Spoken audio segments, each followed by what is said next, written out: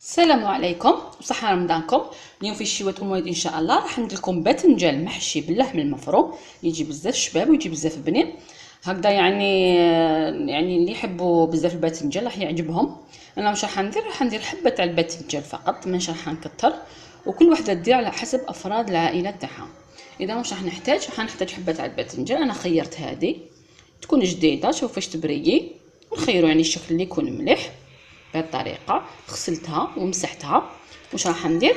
راح نقطعها على اثنين. راح نحي هذا الراس الاخضر هذا، نحيه كما رانا نشوفوا، نحيه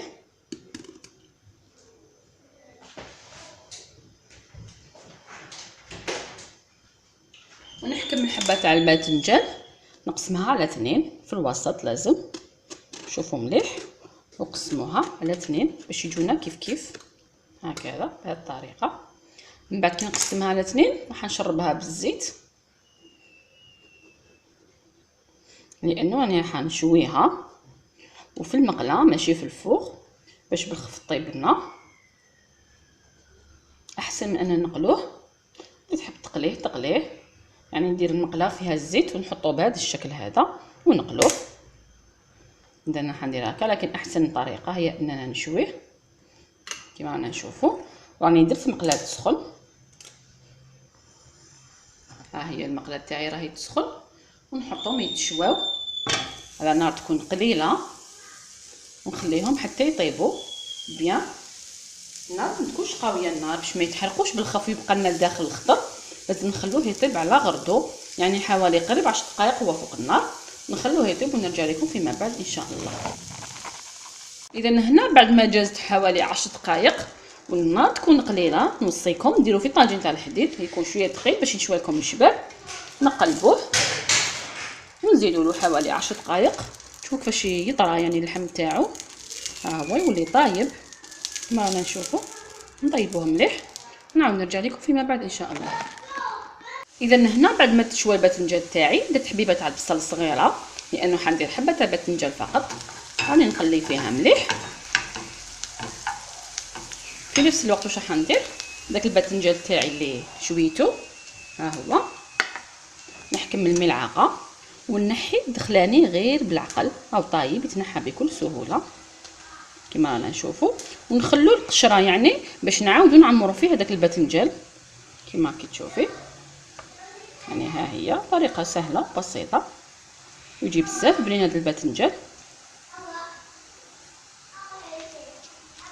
نحيه نخلو هذيك لاكوك هذيك، يعني يولي هو الطبق تاعنا. راه مازال سخون غير بالعقل.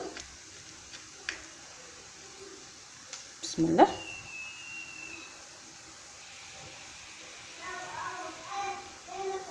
اذا راح نكمل نحي كامل الحشو تاعي ونكمل نطيب هذاك البصل تاعنا. نحيو غير بالعقل، المهم ما نخصوش القشره تاعنا. هذا هو الهدف تاعنا باش نعاودو نعمرو هذاك الباذنجان تاعنا ثم يولي هو الطبق. نزيد نحي هذا الثاني ونكملو ونرجع لكم فيما بعد ان شاء الله. اذا ها هو البصل تاعي بعد ما تقلى مليح راح نزيد له كميه تاع لافيونداشي. الكميه تكون قليله ما نكثرش بزاف على حسب الكميه اللي عندي تاع الباذنجان. هنا ملاحظه فقط، اللي عندهم عائله كبيره ويحبوا يعمروا يعني الباذنجان بزاف يقدروا في الاخير يزيدوا له معاه شويه الرز يكونوا طيبوه بالملح ويزيدوه الخليط باش يجيهم زاكي. لكن انا حندير كميه قليله نكتفي بلا فيونداشي. اذا راح نزيد لهم الملح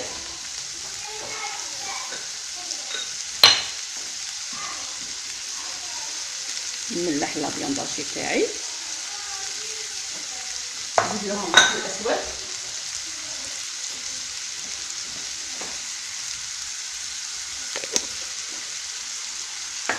نخلط مليح.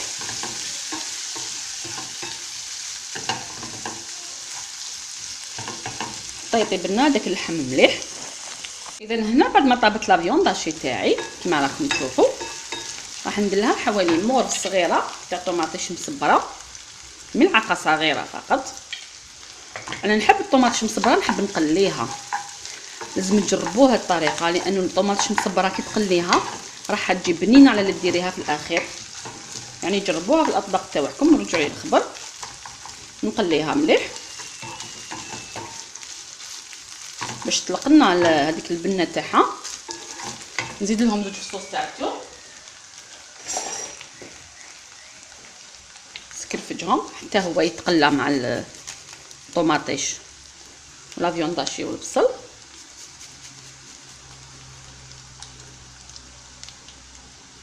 نزيد لهم شويه تاع المعدنوس،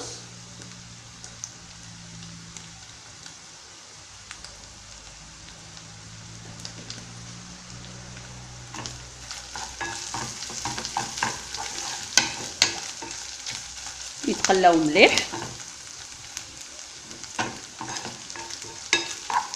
باش كل حاجه تطلق البنه تاعها.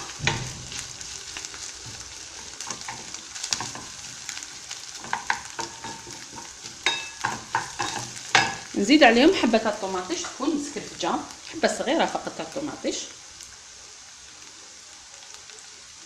وكل وحده دير على حسب افراد العائله تاعها. هنا نشوفوا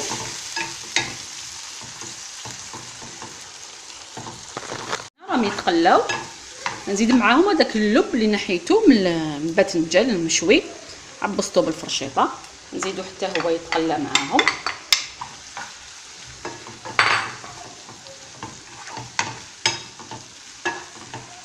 الخليط تاعنا راه واجد، نقلوه مليح حوالي 5 دقائق ونطفي عليه. عمليه سهله وبسيطه.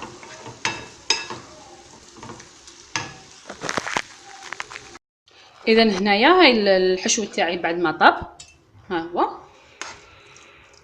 واجد. هذوك القوالب تاع الباذنجان درت كل وحده في مول، ولا ديروا في مول كبير هكذا. نعمر هذاك لو فون تاع الباذنجان. هنا كما بصيتكم للعائله كبيره يعني يقدروا يزيدوا الرز يطيبوه ويزيدوه في الاخير. كما زدت الباذنجان، كي تزيدي الباذنجان مقطع زيدي الرز معاهم. نعمروا هذوك لي فون تاع الباذنجان هكذا باش نبدلو كل خطره ويجوا شابين يجوا بنان. نعمروهم مليح. شوفوا الكميه اللي يعني يجي ما شاء الله.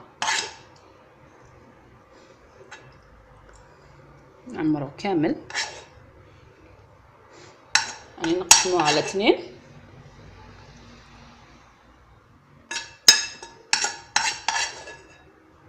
بهذه الطريقه.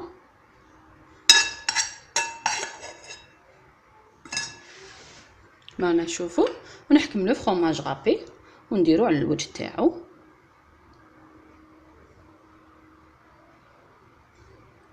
ندخلوه للفوق ياخذ وجه.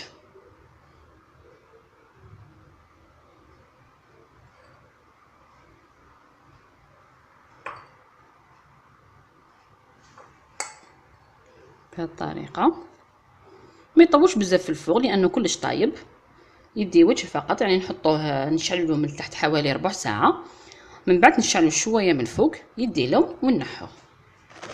اذا ها هو الباذنجان تاعي فارسي المحشو باللافيونداشي والباذنجان، يعني نفس الباذنجان نحيناه وحشيناه. ها هو عندنا واجد، يجي روعه هذا الباذنجان هذا. نتمنى انكم تجربوه، راح نوريه لكم عن قرب يعني باش تشوفوه مليح، لانه الاخوات دائما يحبوني اني نقسم لهم ويشوفوا الداخل تاعو. شوفوا شحال طري، شوفوا ما شاء الله.